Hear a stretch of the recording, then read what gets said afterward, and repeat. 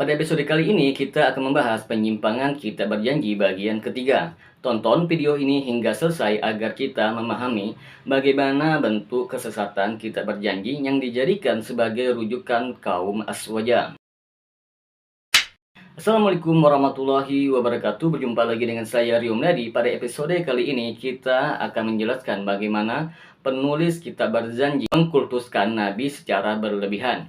Penulis kitab berjanji mengajak untuk mengkultuskan Nabi Muhammad secara berlebihan dan menjadikan Nabi sebagai tempat untuk meminta pertolongan dan bantuan sebagaimana penyataannya dalam kitab berjanji sebagai berikut. Padamu sungguh aku telah berbaik sangka. Wahai pemberi kabar gembira, wahai pemberi peringatan, maka tolonglah aku dan selamatkanlah aku. Wahai pelindung dari neraka syair, wahai penolongku dan pelindungku dalam perkara-perkara yang sangat penting.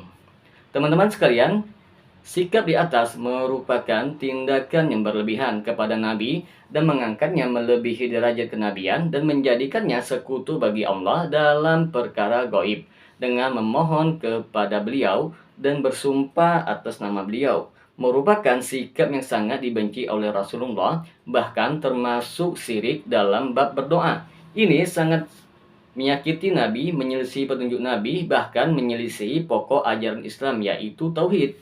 Karena Allah mengutus Nabi, sehingga Allah menegaskan dalam Quran surat Ghafir ayat 60, Nabi sangat mengkhawatirkan hal ini terjadi pada umatnya. Maka ketika beliau sakit yang menyebabkan beliau meninggal dunia, beliau bersabda sebagaimana yang diriwayatkan oleh Imam Bukhari dalam kitab sahihnya, janganlah kamu berlebihan dalam mengagungkanku sebagaimana kaum Nasrani berlebihan ketika mengagungkan Ibnu Maryam. Aku hanyalah seorang hamba, maka katakanlah aku hanyalah seorang hamba dan utusannya. Sudah diketahui bersama bahwa kaum Nasrani menjadikan Nabi Isa sekutu bagi Allah dalam peribadahan. Mereka berdoa kepadanya, bahkan tidak berdoa kepada Allah, sedangkan ibadah termasuk berdoa tidak boleh ditujukan kepada selain Allah, padahal Nabi telah memberi peringatan kepada umatnya supaya tidak menjadikan kuburan beliau sebagai tempat untuk berkumpul dan berkunjung, sebagaimana dalam sabdanya yang diriwayatkan oleh Imam Abu Dawud dengan sanad yang sahih dan disahihkan oleh Syekh Albani dalam kitab Ghayatul Maram. Teman-teman sekalian, Nabi telah memberikan peringatan yang keras kepada umatnya tentang sikap berlebihan dalam menyanjung dan mengagungkan beliau.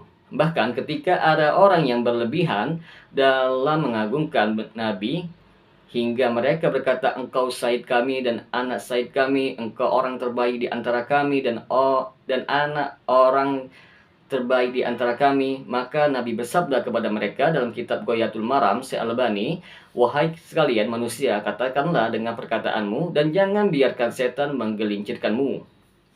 Cukuplah dengan hadis tentang larangan bersikap berlebihan dalam mengagungkan Nabi menjadi dalil yang tidak membutuhkan tambahan dan pengurangan bagi setiap orang yang ingin mencari kebenaran. Niscaya ia akan menemukan di dalam teks ayat dan hadis tersebut. Hanya Allah yang dapat memberikan petunjuk.